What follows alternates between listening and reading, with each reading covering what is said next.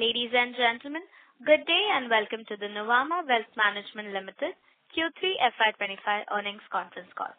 As a reminder, all participant lines will be in listen-only mode, and there will be an opportunity for you to ask questions after the presentation concludes. Should you need assistance during the conference call, please signal an operator by pressing star, then zero on your touch-tone phone. Please note that this conference is being recorded. I now hand the conference over to Mr. Ashish Kehair, Managing Director and CEO. Thank you, and over to you, sir. Thank you, Sejal. Good morning, everybody. Welcome to the earnings call for Q3. I have with me Bharat, Group CFO, and SGA team, our Investor Relation Advisors. So like every time we do, I will summarize the last quarter and maybe give some outlook or some guidance on how we are looking at the future ahead. And Bharat can then detail the results.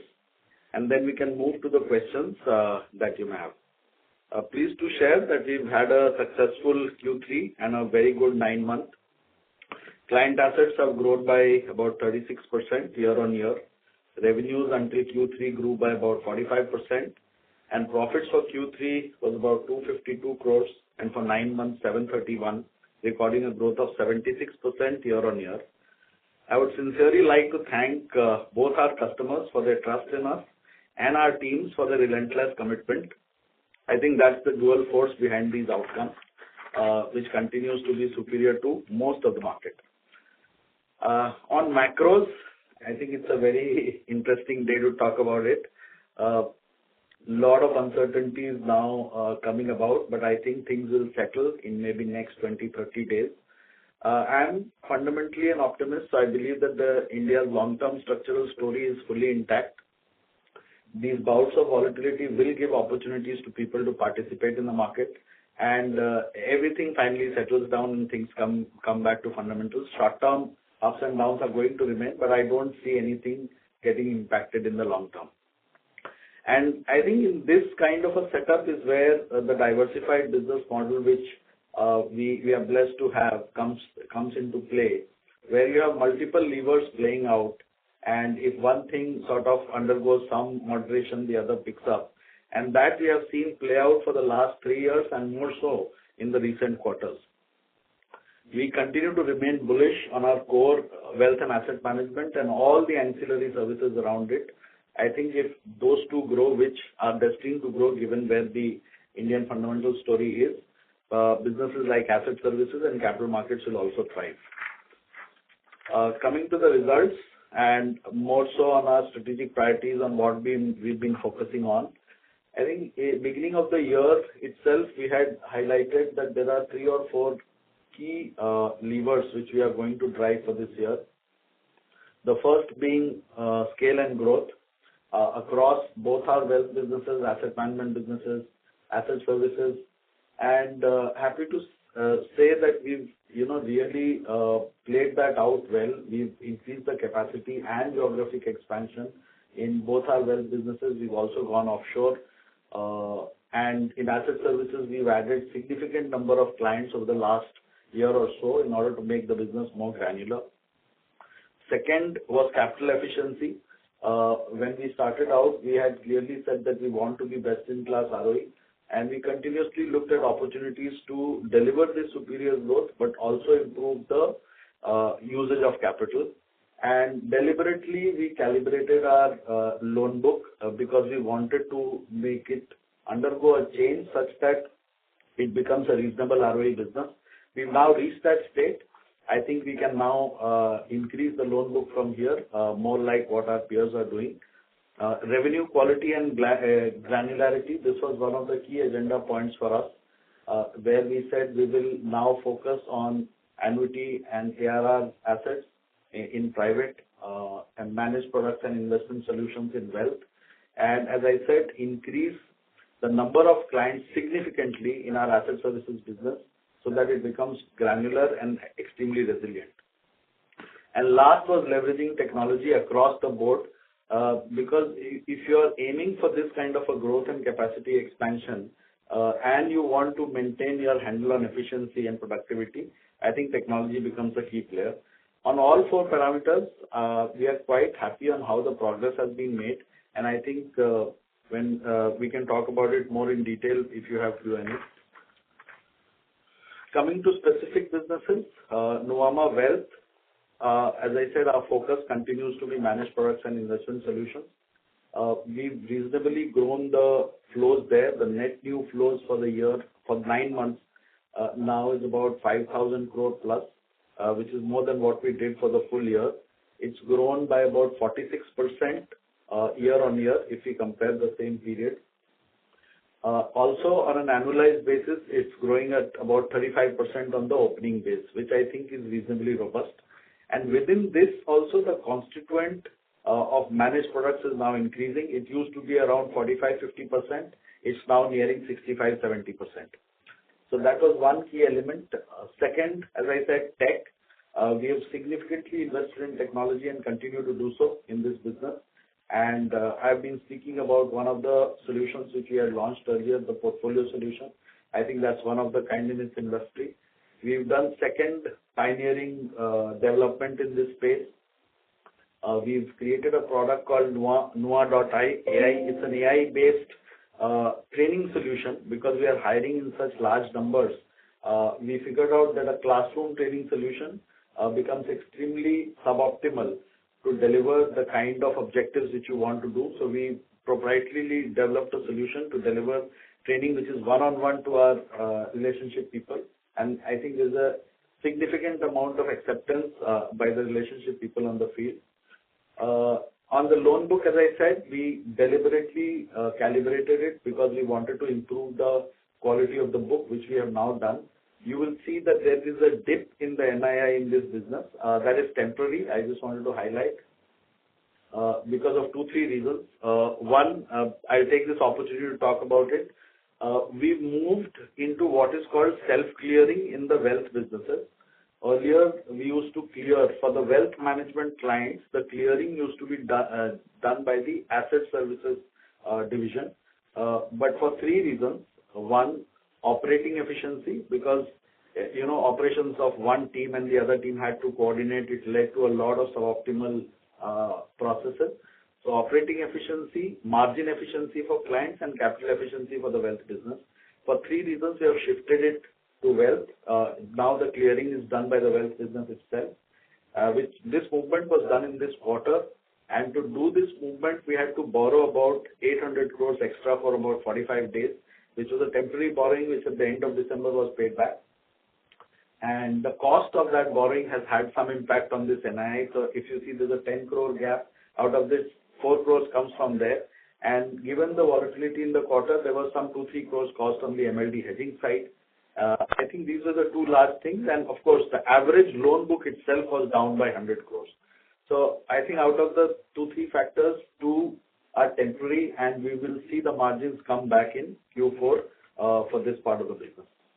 On Nuvama Private, again, focus remains the annuity products, the ARR sales, and if you look at the numbers, it's about 8,000 crores again for 9 months, which is exceeding what we did for the last full year. This growth is about 88% year-on-year, and again on the opening base about 35% annualized. So robust capacity expansion here also goes on, though we prefer to not be mindless in adding RMs because of the price point. And I think the volatility in the market now will be of some help because people will understand that at every price point it doesn't make sense because it takes enormously long for the relationship person to break even and puts a lot of pressure on the individual himself and also on the system. But we've added now for the last 1 year, we've added about 11% in terms of capacity. We've now are fully functional on the offshore side. Our first location, DIFC, is live. Business has started, revenues have started coming in, clients have started joining in. So I think that's a reasonable progress. Maybe in another 6-9 months, we'll break even there. Self-clearing, I've already spoken. On asset management, again, net flows remain strong. We had about 1,200 crores of net flows in this quarter. We did our first close of our commercial real estate fund at about 1,700 crores. Once we make one or two deployments, we will start raising funds again. We target to achieve about 3,000 crores in that fund. On the private equity fund, we returned some money. We did some sales of Ola Electric, and also we distributed capital back, which is why there's a reduction of about 200 crores in the AUM there. But we have launched our fourth series of the private equity fund, which should do the first close in about 2 quarters. So again, fee paying AUM will get added back. Public markets, we've grown 3x in the last 12 months, from I think 1,600 crores to about 5,000 crores. Some of our funds have become largest in the category in their segments and are always in the top 2, 3 in terms of performance. We now have products across the risk spectrum, starting from a capital protected product, an absolute return product, long short, flexi cap, mid and small cap. So across the risk spectrum, and we've also added GIFT as a location for getting offshore money, and we are expanding on the external distribution side. About 20-25% of the funds that we raise in our public markets come from external distributors. We are adding more external distribution and hope to see that expand further. You would have seen one of the announcements made that we are making an application for a mutual fund license from SEBI. This is for the special investment fund.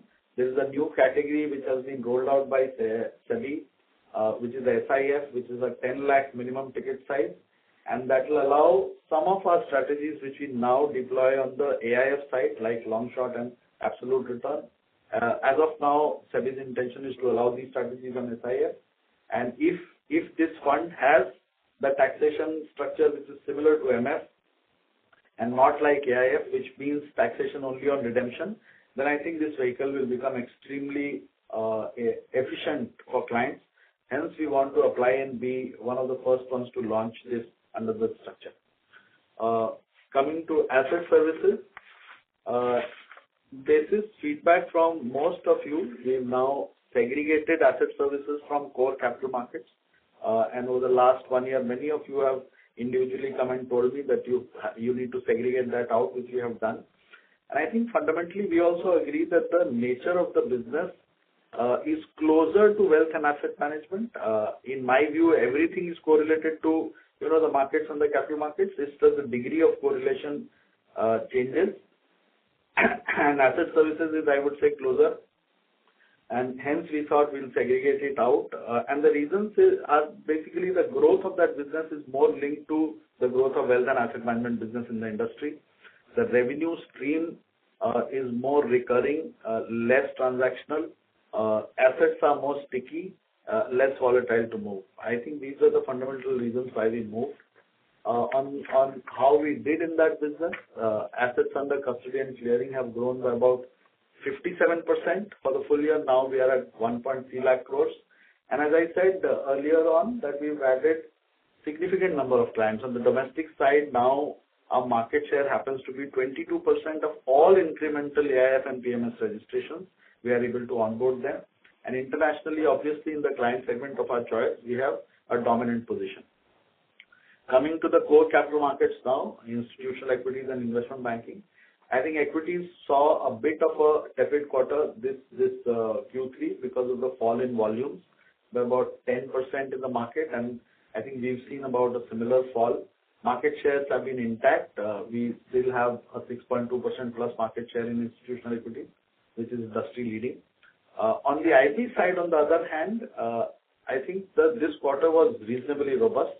Our capital market income dipped because there was a large transaction on M&A in Q1 and Q2. I think some impact came from there.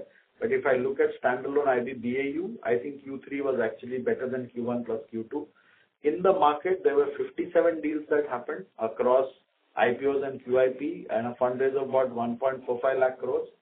We were able to capture a market share of 18% out of that, 18% about 11 deals and 25,000 crores. So I think and most of it, doesn't get billed in the same quarter. Yes, we have a spillover of billing of Q1 and Q2, but I think the activity of Q3 was significantly higher, which doesn't get fully billed. So you will see the flow through coming in Q4 and ahead. And even the deal pipeline remains significantly strong even now. I think there is some bit of market volatility and price correction that could lead to postponement of some issues, but once it settles down, I think people will get on with it. This is all from my side for now. I will pass it on to Bharat. He will take you through the detailed numbers across all the metrics in the businesses, and then we can move over to Q&A. Thank you, Ashish. Thank you so much for the setting up the context. Good morning, everyone, and warm welcome to all the participants on the call. See, as before we jump onto the number, as you know that the last quarter actually see a lot of volatility as well as driven by the macro and the geopolitical events. And within India, if you look at, there was a lot of mixed expectations on the results, and similarly the implementation of key regulatory changes, more specifically say SEBI, FNO regulations and all. I think that all kept the market on its toes during the last quarter, and we saw a lot of volatility, and we also saw some bit of hit on our broking revenues also, which is driven by the regulatory changes. So that is also built into the performance. Overall, if you look at the company level performance, I think happy to share that all our businesses during the quarter has delivered a continuous performance quarter on quarter, whether it was a net new flows for wealth business, private business or asset management, whether it was launching new strategies in our asset management business, adding new clients on the asset services side, market share on the IBI side.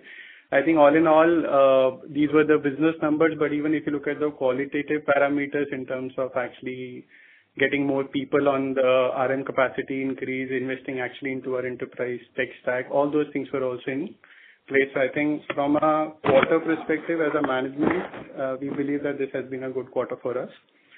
Overall, number-wise, as Ashish also covered in the beginning, the client assets has actually grown by 36% year-on-year, and we are now at around 4.5 lakh crore, which is a very respectable number.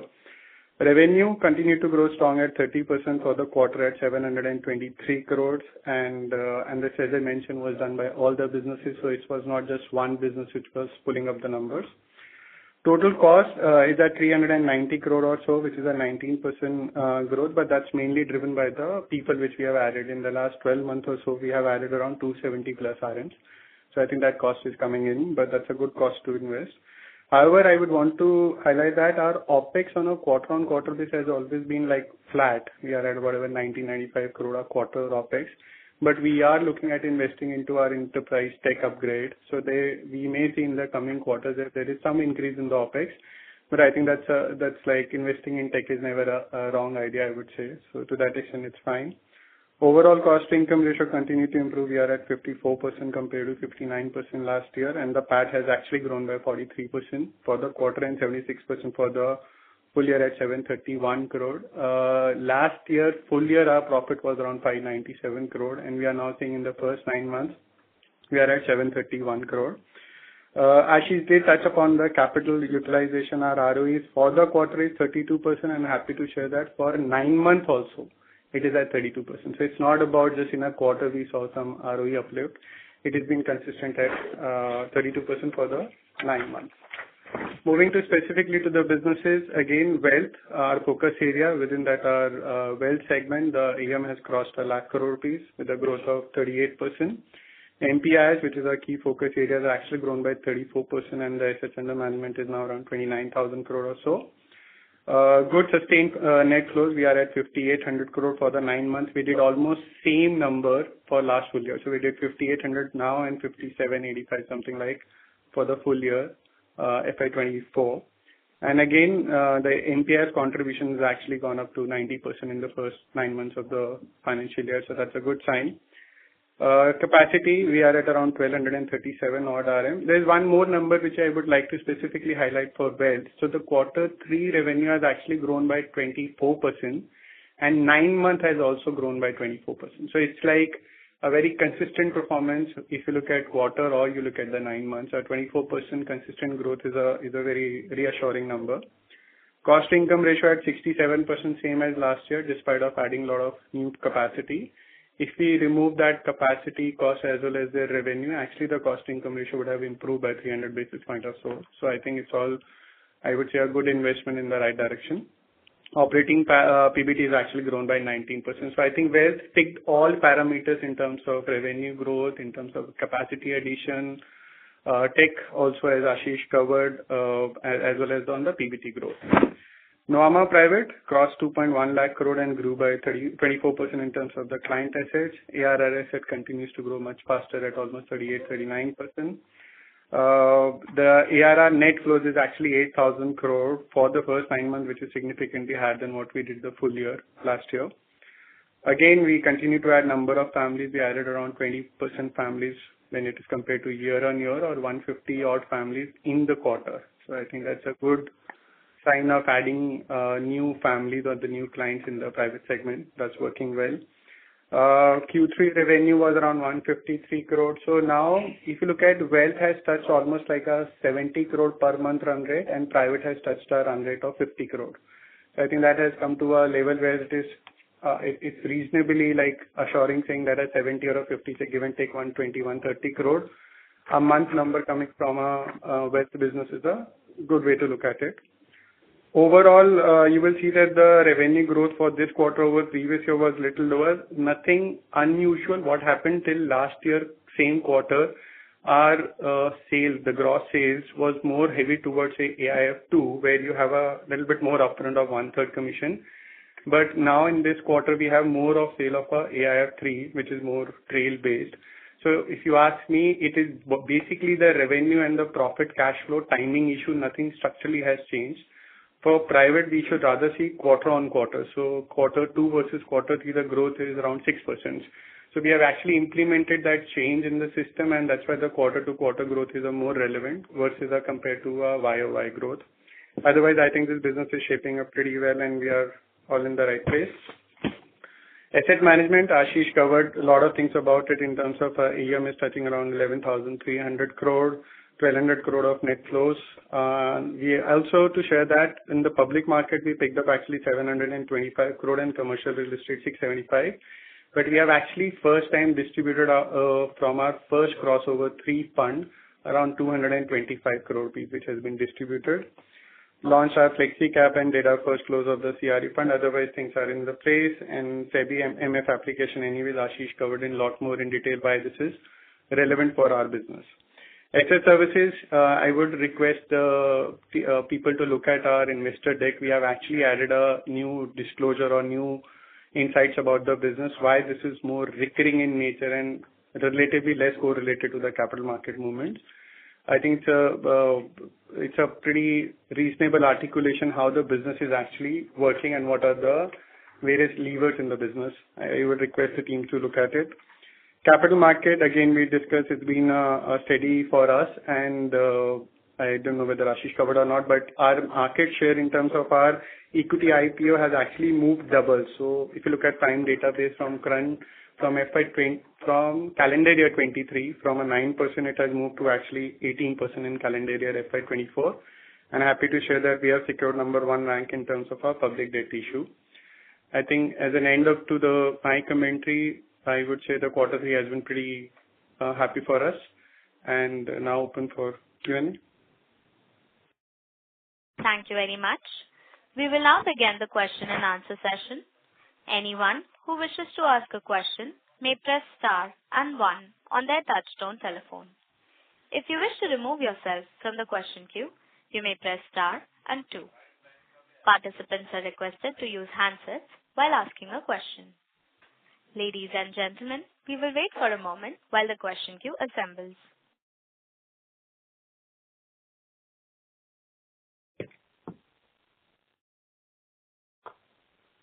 The first question is from the line of Prayesh Jain from Motilal Oswal Financial Services. Please go ahead. Hi, good morning, Ashish and Bharat. Great set of numbers. Few questions. Firstly, on wealth, could you give me some understanding on the breakdown of your managed products category and what is the kind of share of insurance or some other products? The breakdown will really help us understand as to how things are, moving. And the yield pressure in the wealth segment is primarily just because of NII going down, right? Nothing else to be kind of looked at there. So that's on wealth. On private, again, again we did the breakdown of AUM with respect to especially the ARR AUM, that is where from which segments does it come through. That will help us understand better. And again, the yields have been declining consistently. It's not that, it's just the recent quarter or anything else, but how should we look at it from a structural standpoint, whether the yields have to be assumed at the current levels or it can see further more decline? Bharat did allude to it, but your view going ahead is something that will look here. And also there is some weak net new money in this business, right? And last question would be on asset services. What is the kind of split between domestic and international here, and is there any concentration risk in the international piece? Those would be my questions. Thanks. I'll start with your first one, wealth managed products. Basically, out of the net new money that is coming in now, no Prayesh, about 65-70% essentially pertains to PMF, AIF, and MF. Balance, So in terms of the MPIS flow, MPIS total about 65%, and out of the total MPIS AUM, I think now about 60-65%, 70% is now managed products. And when we say managed products, we don't include insurance in it. Insurance falls in the bucket of investment solutions. So fixed income, MLD, unlisted, and insurance, that is the other bucket. So 65 to 70% now flows is now sitting in managed products. And within that, given the segment, I think the yields would be more on a trail basis between 1% plus, because all PMS AIFs, Cat 3 would be at that range itself. On the yield falling from 85 to 83, I think there's nothing structural. There is just one element which we want to keep saying on the wealth business is that there is a component of broking assets where MTM and the revenue doesn't actually move in tandem. If you see last 18 months, fresh 35,000 crores of broking assets have become 70,000. So literally doubled.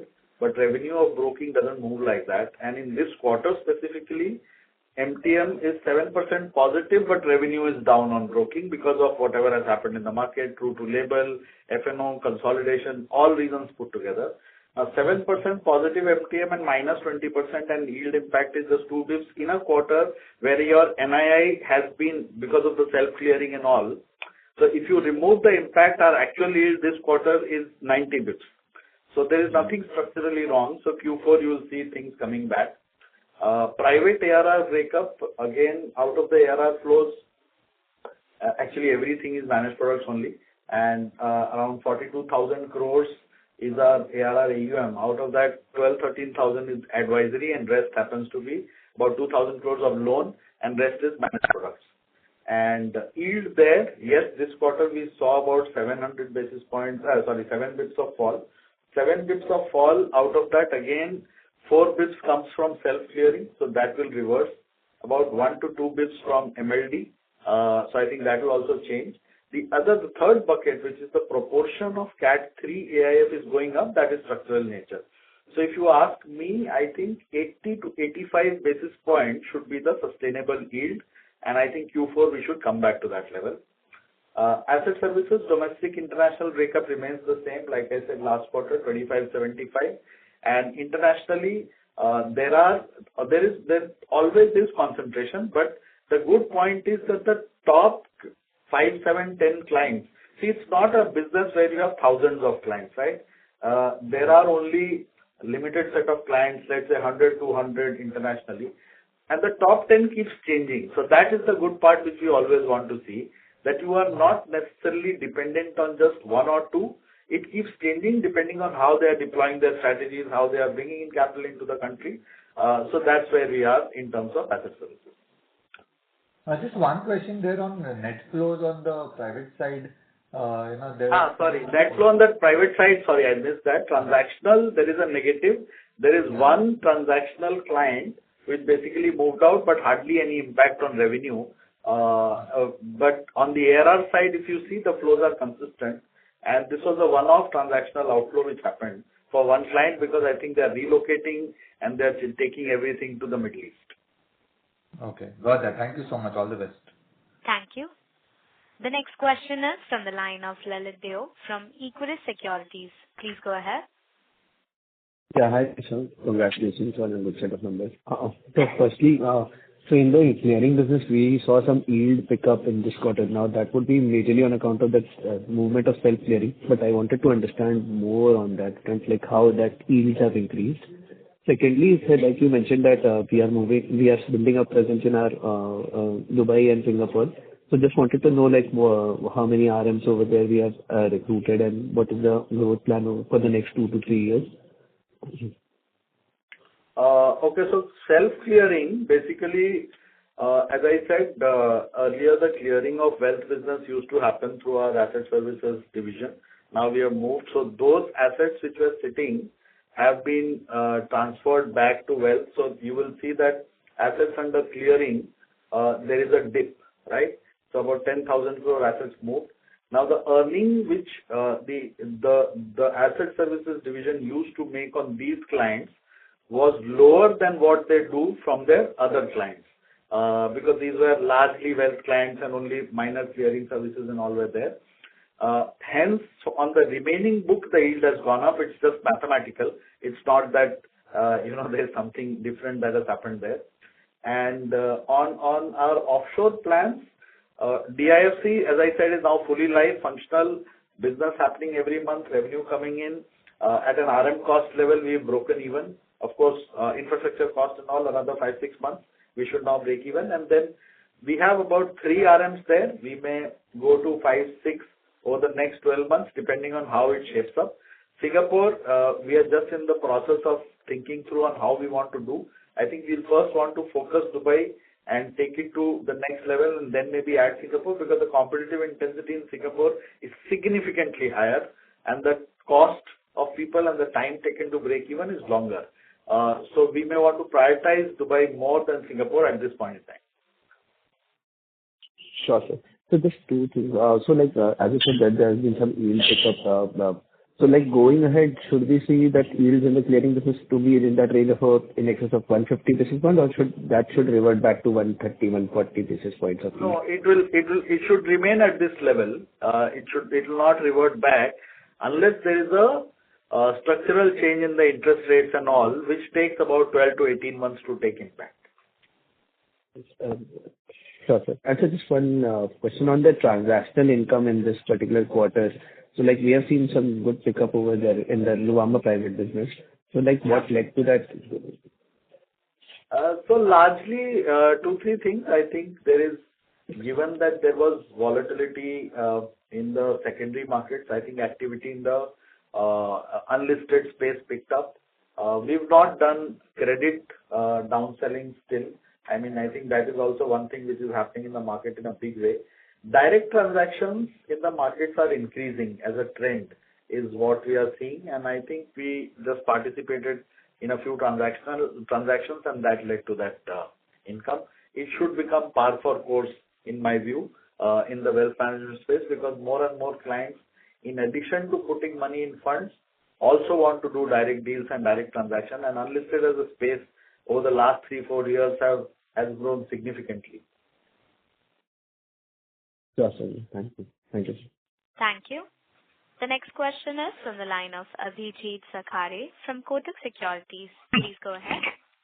Hey, hi, good morning. My first question is just to get some clarity on the asset class mix for both wealth and private divisions, especially pertaining to the ARR assets between how much would be equity listed, unlisted, and rest of it.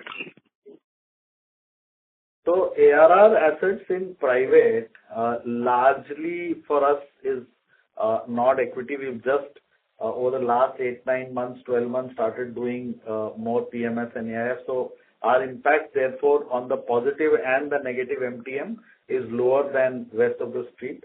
It's more non-correlated asset classes, so it includes real estate funds, private equity funds, infrastructure funds, credit funds, and now listed equity funds also getting added there. So that's how the split is. In terms of wealth, I think it will be more 50-50. 40-50% would be listed equities and balance would be non-correlated asset classes. Got it. Thank you so much. And secondly, a bit of a qualitative question. So we operate across the spectrum, right? Asset management, wealth, and capital markets. So is there a way to quantify, what would be, let's say, synergy benefits or, what would be the likely sort of franchise value in terms of having everything within the firm and, how much extra revenue does it create for the overall firm? Interesting question at this time. So, I think over a period of time, the value gets derived. The way we look at it, it's like a flywheel. The customer can enter in any part of the business. So, for example, and I'll give you a theoretical construct and then tell you practically where we are and what we have achieved. So customer could enter into a fund of asset management and could be a pre-IPO fund or a private equity fund. Technically, you have a shot to becoming an investment bank for the IPO, and at the time of monetization, you can get access to the wealth for the promoter. And then if you have a HNI and an affluent division, you can also extend the services to the senior management of that company. So that's just one construct. There are many such use cases like asset services and wealth, investment banking and wealth. I think around 10 to 15% of the revenue is what we think one can add by bringing out these synergies across the board, and that's a straight through pass to the PBT. Because there is no extra cost apart from the incentive or the incentive you will provide for creating this ecosystem. That is the only extra cost, but otherwise it's a straight through pass to the PBT. I think that's where we have reached right now, and the areas where we have sort of tried to focus more is between the investment bank and the private division.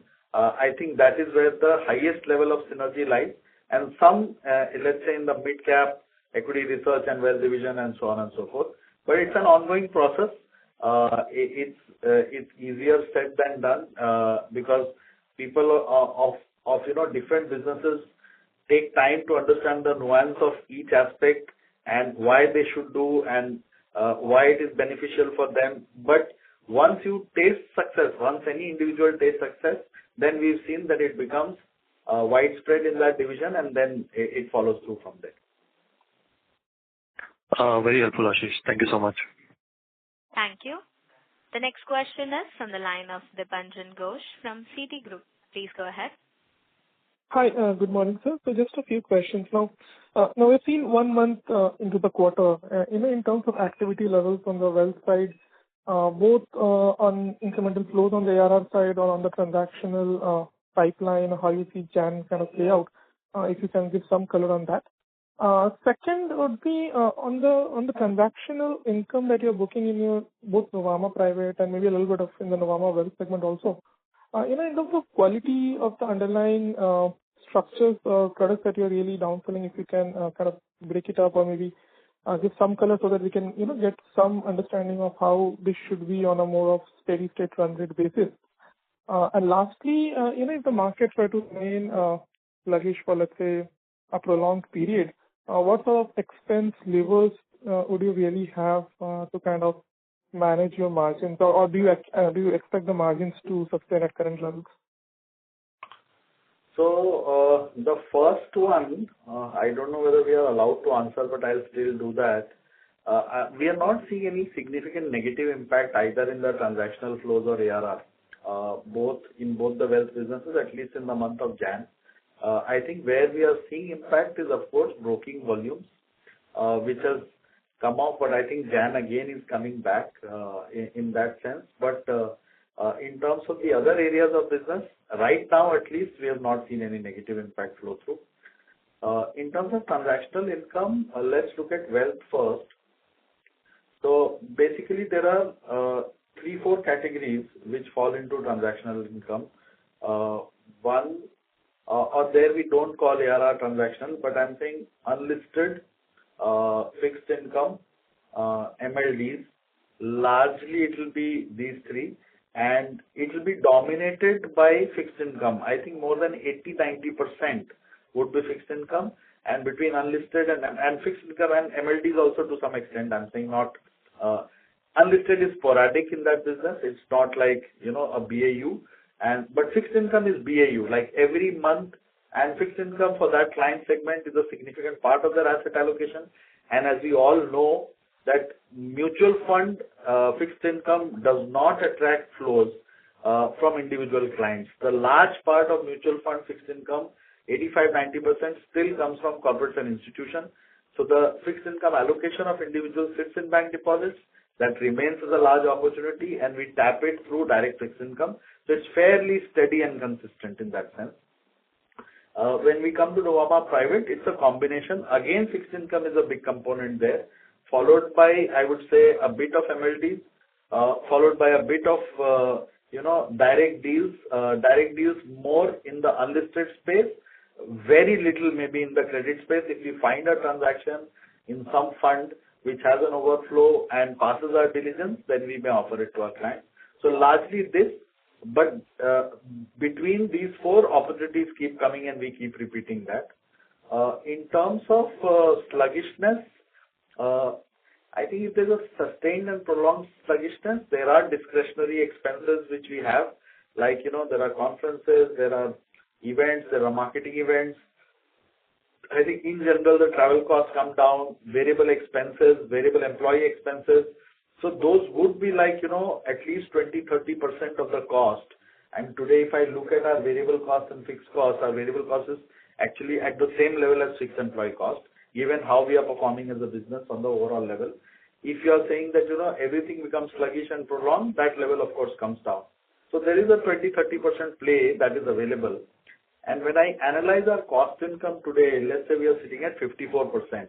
At this Deepanjan, now I'm taking a 3-year view. Now, we are clear that in 3 years, wealth will move from 65 to 60. Asset management, which is now at 127%, will at least break even or become like 80-90. Asset services at the same level.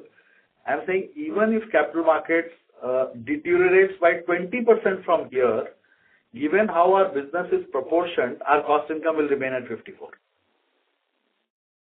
Got it. Thank you, sir, for the explanation. Just one follow-up, if I may. In terms of the RMs that you have added or the productivity, pickup that should play out over near to medium term. So obviously on a low base, you're currently operating at a close to opening AUM, which is significantly strong, like north of 30%, as you mentioned. How do you see that really changing as, the business scales up and also the productivity levels pick up? I mean, how these two things really work in parallel? So I think, I don't think this to slow down significantly unless we, meaningfully reduce capacity addition. Because right now, if you see in both the businesses, the productivity of new people has just started to play out. It's not even play out. Like in the wealth business, if I look at our RM cohort, more than 40-45% is less than 1 year, right? Now 45% of people less than 1 year are doing, let's say, around 1x or less than 1x. When they move, and I'm saying there will be attrition. So even if 50% of that moves to more than 3-year bucket, that's like a 4x jump. So in both the businesses, that is yet to play out, which is why we keep saying that there will be a cost income advantage when this capacity starts adding over the next 3 to 4 years. And maybe, 2-3 years down the line on an opening AUM, we may not get 30-35% of incremental flows, but between mark to market and flows, I don't think that to come down below 25% on an overall basis. So if I understand correctly, you're saying that the AUM growth even 2-3 years out should be 25, assuming mark to market is more steady and normalized. Correct. Got thank you, sir, and all the best. Thank you. The next question is from the line of Mohit Mangal from Centrum Broking Limited. Please go ahead. Yeah, hi. Thanks for the opportunity. So first is in terms of the RM attrition. So, in the last call you said that, you have RMs in the big league, which actually produces, maximum revenue for us. So just wanted to know, like, in quarter 2, we lost around 2 RMs. So how has been the movement in that category in Q3? I think Q3 was actually 0 loss. Okay. Yeah. Yeah. The second. And when the volatility increases in the market, no? Yeah. the RM attrition also keeps coming down. Understood. Secondly, in terms of the cost to income ratio, right? I mean, you just said that, the wealth will, come down from 65 to 60%. And we have also seen that, the competition is ready to pay more. So are you little confident that, you'll be able to retain those RMs with the lower cost, or in the sense the same cost? Just wanted to understand that. So again, let's segregate both the businesses, and also you have to understand that when you say pay more, it always means fixed cost, right? Yeah. And what people actually make is a combination of fixed plus variable, and variable is largely a function of how much monetization opportunity a platform can provide. And all platforms in wealth management are not equal because of the number of products, access to opportunities, access to in-house products, access to investment banking deals, institutional equity block deals. Everybody doesn't have all this. So the ability of the RM to make money on this platform for their clients is significantly higher, which basically ensures that they end up making a higher variable. And once you have spent some amount of vintage on a platform, to go out and to recreate it, it takes time and long. So you will see that movement of people, when it happens from one place to the other, actually performing people move less. It's underperforming who move more, and performing people sometimes move for change in role, change in position, or some significant opportunity. It's not that they keep jumping. So large part of the attrition noise is actually not in the performing bucket in the wealth management industry. And we also face that challenge. When we go out and we want to recruit, it's not easy to get performing people, even from moderately successful platforms. Understood. And any, change in the fixed cost to variable cost component, any change in the formula for that for RMs, or is it has remained same? No, largely same. No, nothing. Don't change. Okay, thanks, and wish you all the best. Thank you. The next question is from the line of Vivek Ramakrishnan from DSP Mutual Fund. Please go ahead. Hi, congratulations on a great performance. My questions were on the loan book only. I mean, you had said it was calibrated, but actually if I see the loan book has been relatively stable given the market conditions. So I wanted to know, in terms of calibration or better quality of loan book, what have you done? Is it just more granular in nature? And how do you expect to grow this? Is it the number of clients, because the market remains a volatile thing? Thank you. So, you have to understand our loan book. It's not necessarily margin trade financing, which is linked to the levels of market and market activity. We have loan against shares. We have ESOP financing. We have loan against AIFs funds, which typically wealth clients take for either leveraging and improving their returns in those funds or for temporary liquidity. Margin trade financing is a small component of our book, which is more correlated to the market. What we have done is that in some cases, like in our ESOP loans or loan against shares, people used to, I'll just take one specific example and that will give you a sense. Like people used to borrow against their ESOP and then sit on it and, for a year, 2 years time. And we thought essentially that, in a rising market, that was an okay thing to do for the client. But given where we are right now, it may not be very wise to be leveraged and hold on to your ESOP when valuations are sitting at this level. So that was one point of view which was client related. And therefore, we said that we want them to borrow, yes, fine, exercise, but then sell and diversify. So we changed the structure of our rates. We made it extremely competitive, less than 30 days, and then increased post 30 days. So that induced the behavior of people moving out and moving into other assets. So the book remained same, but more people borrowed. And your ROE also improved simultaneously in the process because you have a processing fee. On selling, you have a brokerage, which if you annualize 12 times, it increases. So that gave us the capacity to access more clients with less capital and overall led to an improvement of ROE in the business. Now with this in place, we can expand our book size. We can go to more corporates, we can add more clients, we can allow more people to borrow, but we don't want to, when I said we can grow the loan book, I want to make myself clear, we don't want it to become some dominant contributor of our revenue, but like 1 year we've kept fairly steady. We can now look at it increasing with the size of our scale of our business and not just remain flat. Excellent, sir. Wish you all the best. Thank you. Thank you. The next question is from the line of Ashish Agrawal from Oaklane Capital. Please go ahead. Yeah. Hi, sir. Sir, I have a question on the ownership. So what is your view on PAG's long-term ownership in the company? Also, how does PAG add value to your company? Basically, you have mentioned that it adds strategic value, so how does it add value? So, yeah. What was your first question? So what is your view on the PAG's long-term ownership in the company? Okay. So, see, PAG essentially is a fund, right? And it's like Blackstone, Advent. So they have, and this is largely a alternative investment fund, and private equity happens to be one of their key areas, and India now happens to be one of their key sort of investment thesis. And we are a reasonably successful company in their portfolio. The fund life is up to 2030, but any private equity fund always, enters into an asset with a view to exit at a point in time. So it's never like permanent. So they will explore opportunities in their normal course of business. We wouldn't know more than that. In terms of strategic value, see, I've always maintained that, when a private equity actually enters into an asset, it's clearly entering to create value in different components of the business and take the multiple higher, valuation higher.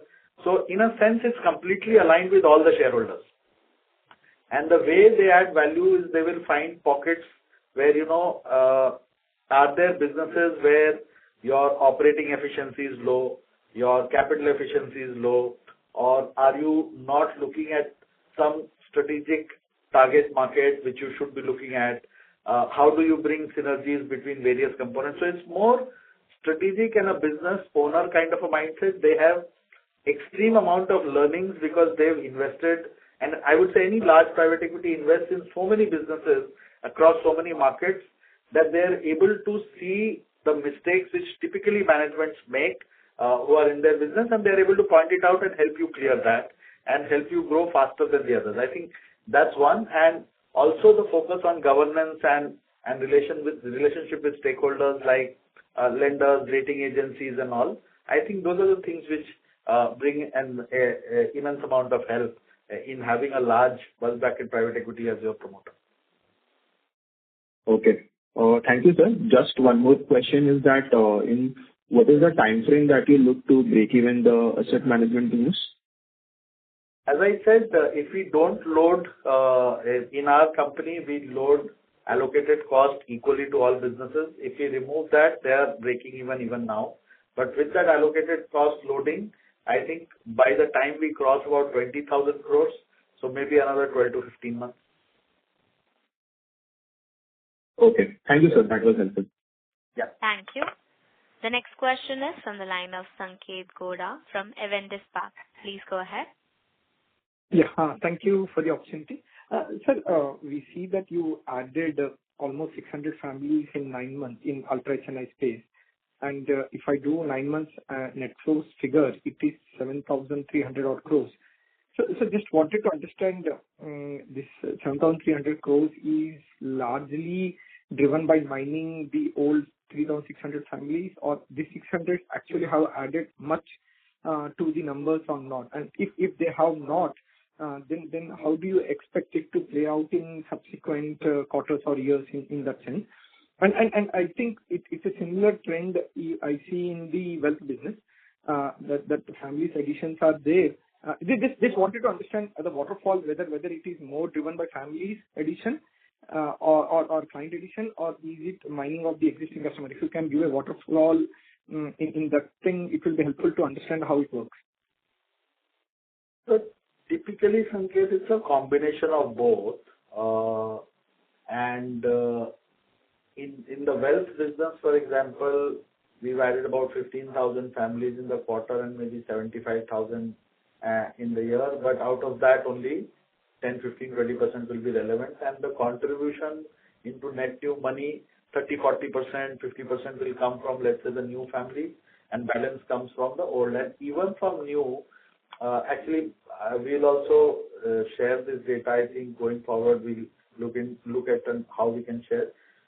The new family, typically when they come in anywhere, whether it is wealth or private, it doesn't happen that you get 100% of their investable flows in one go. In some cases, it may be a possibility, but more often than not, it starts with a product and then it keeps adding. So it is not fair to assume that, if you add 600, their entire investable surplus will come to you. I would say maybe 20% would come now and then it keeps adding over the following years. So depending on year to year, the mix will keep changing.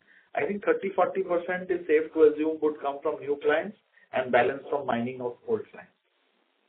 Got it. Perfect. And second question, sir, is to understand means both in wealth and private, how much of our revenue concentration or AUM concentration is linked to MLDs, and if there is any specific, basically just wanted to understand MLDs concentration into the entire revenue pie of ours. If you can give that breakdown. Less than 1%. I mean, hardly anything. I mean, our MLD sales total would not be more than 50-60 crores a month. I mean, because we don't actively encourage MLDs on our own book, we are actually bringing that book down because we don't want to have the hedging risk. And second, we don't pay significantly on that as a commission because we want to keep the cost of borrowing down. So not more than 50-60 crores, and even if you take 2-3%, hardly 1-2% of our revenue would come from MLD. It used to be reasonable before the tax change. Sanket, before the tax change, it used to be reasonable, but our own MLDs, it's not a significant revenue provider to us. Got it. And so the reason I asked this question is that in one of the questions you said that in MPIS net flows, 65-70% is AIF, PMS and mutual fund, and rest 30-35 is insurance, fixed income and MLD. So is it fair to... So that MLD would be, let's say, of other issuers who still are issuing some, but that also will not be big. Like in our fixed income, more than 90-95, so we include MLD in fixed income only, more than 90-95% is vanilla fixed income. Okay. Yeah. Not MLD. Now I think across the market, except maybe one player, everybody else, MLD has come down significantly. Only two players, I think. One, we all know, and the second one is an unlisted wealth management player. Otherwise, across the board, MLD has come down significantly post the tax change. Perfect. Yes, that's it from my side. Thank you. Thank you. The next question is from the line of Nishant Shah from Millennium Capital. Please go ahead. Hi. Thanks for this opportunity. So I just have one clear question to ask. You mentioned in your opening remarks that there may be some postponement of flow activity or deal activity. And earlier in the call, you also talked about how January has been relatively steady.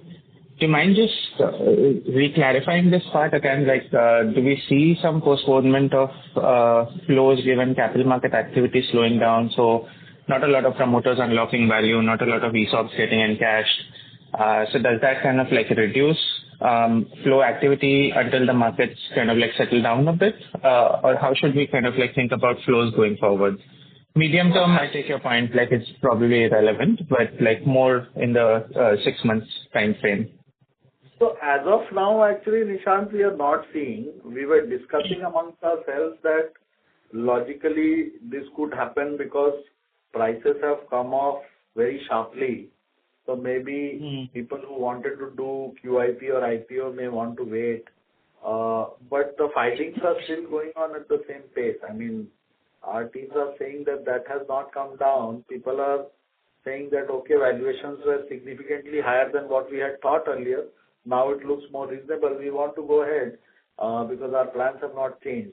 Maybe some private equity funds who want to exit through IPO, they may want to delay because for them it's not necessarily related to plans around their business. It's more maximizing the IRR. And if that they can delay by 1 month or 2 months, it may be okay. But that also they are not stopping the filing. But on the promoter side and ESOP encashment and all, we are not seeing any change as of now. It's just, I'm just saying that if it becomes prolonged, that is one area that can get impacted. But if you're asking me on actual activity side, are we seeing that change? As of now, no. Understood. And a second question was on just your clearing, F&O clearing business. There's been a slew of kind of like regulatory changes, but not a lot of like real impact on the premiums traded. So how is that business kind of shaping up? You mentioned last time we had spoken, you had mentioned that you have a long pipeline of new clients, hedge funds that you want to add as well. So any outlook that you can give for, say, the coming year for that part of the business?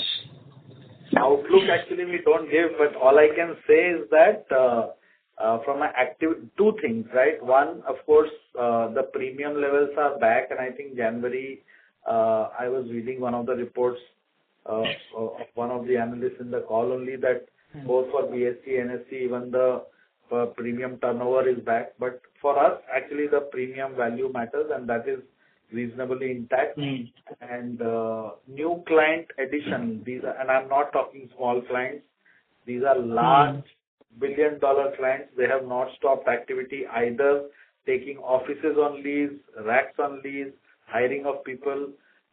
So I can only say that the momentum of the activity, we have not seen a slowdown. And when we spoke to them, again, said that, look, even after all this, India remains within Asia, the next largest profit pool is 20% of India in the derivatives market. So it is a long time away that we will go away from here. Addition is only happening.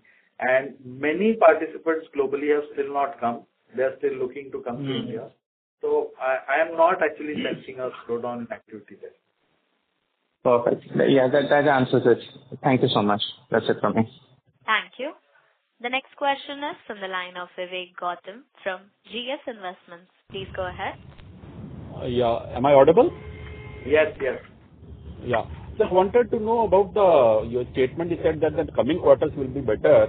What could be the reasons for that, and how is the opportunity size looking for market in terms of the volatility which is now engulfing Indian market? Thank you. I think coming quarter, I said, will be better in two things. One was the yields in the private should come back to the 80-85 bits range, and NII income in the wealth management business, because both of which underwent a depression due to the same reasons, which were temporary in nature, so that will reverse. In terms of overall activity, I think institutional equity volumes is the only place where we are seeing some impact. Other than that, largely things remain to be in place. I don't think we are seeing an impact on the business. But yes, we have to be watchful of the global situation. I mean, there is a significant change in leadership in the US.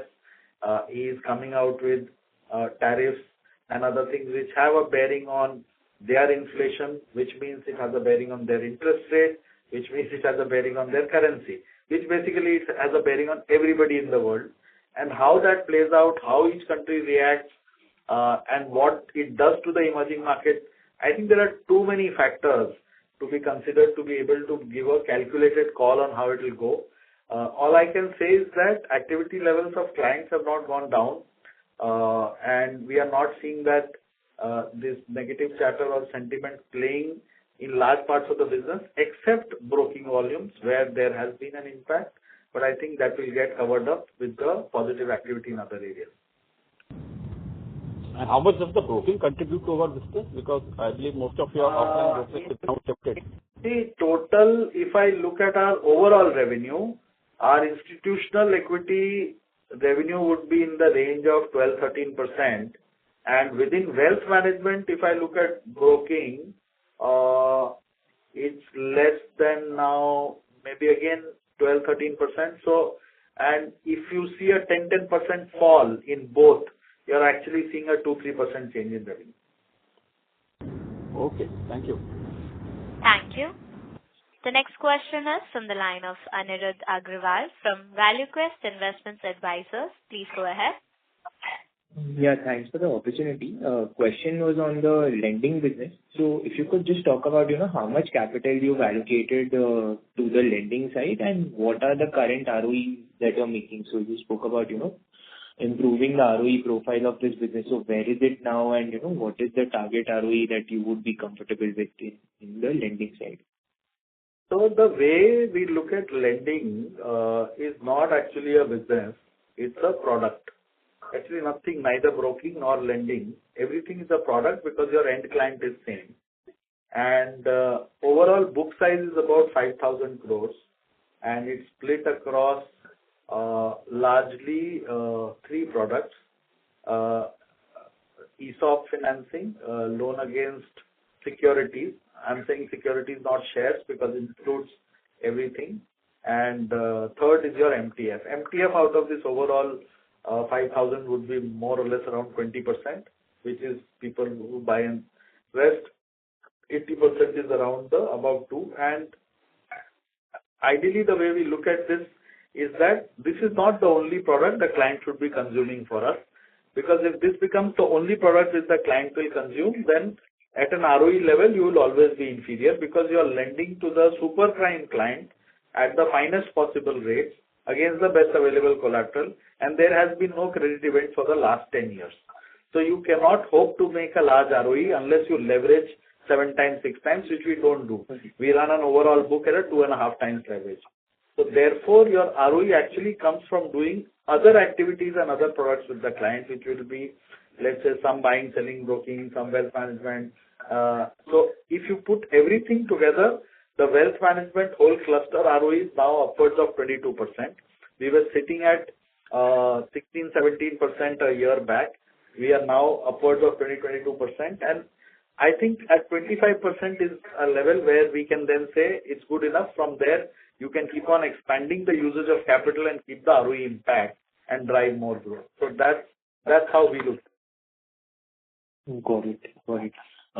Second question was on the MPIS piece in the wealth business. So the incremental growth that we've seen in this quarter, is that also largely on account of increase in PMS, AIF, MS, or there has been some activity on fixed income MLDs or insurance in this quarter?